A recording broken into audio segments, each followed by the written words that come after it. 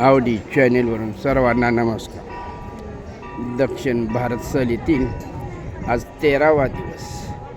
सर्व सदस्य सहकारी उडुपी या ठिकाणी भर उन्हाच्या रटामध्ये श्रीकृष्णाच्या दर्शनासाठी येत आहेत. पहा हा कुंड आणि इतर पहा पाण्यामध्ये सार्प देखील आहेत. हे आहे वैभव, उडुपीचं वैभव.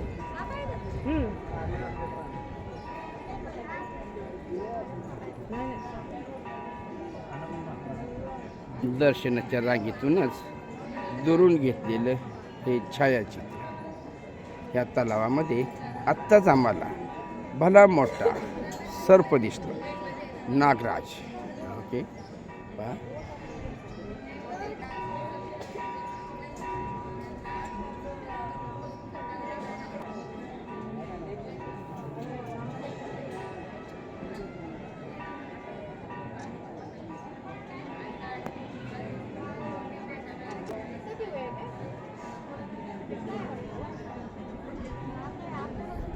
तलावाच्या मधोमध सुदामा यांचं स्टॅच्यू आहे.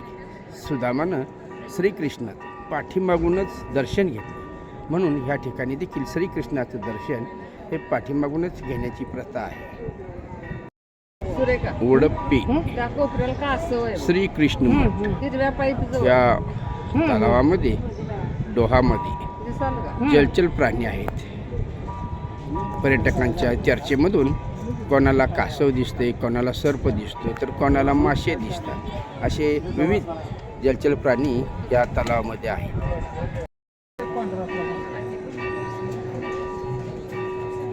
जाळीमधून तुम्हाला कोपऱ्यामध्ये एक डेरेदार शिल्प दिसते.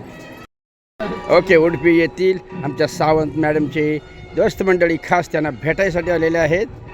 Okay, very nice. या ठिकाणी दर्शन झाल्यानंतर बाहेरील भागामध्ये शंखाची प्रतिकृती ठेवलेली आहे. आतील भाग अतिशय सुंदर आहे, परंतु फोटोग्राफीमुळे आपणाला बंदी असल्यामुळं ते फोटो घेता आले नाहीत. आतमध्ये सोन्याच्या मध्ये नागशेष आहेत, रथाची मूर्ती आहे आणि श्रीकृष्णाची मूर्ती आहे. भरपूर गर्दी आहे. ओके, एक साईडमधून बाहेर पडल्यानंतर मार्केट, बाहेर पडण्याचा मार्ग. बाहेर पडल्यानंतर टीममधील सर्व सदस्यांनी भले दुसऱ्याकडून का असेना पण फोटो काढून घेतलेले आहेत, एक आठवण म्हणून. अशा प्रकारे जागोजागी आमचे सर्व पर्यटक फोटो काढून घेत आहेत. ओके, धन्यवाद. कृष्ण गीता महाल प्रवेशद्वार.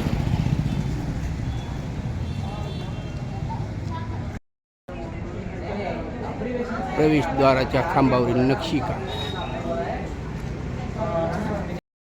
चॅनेलवरून सर्वांना नमस्कार. दक्षिण भारत सहलीतील 13वा दिवस.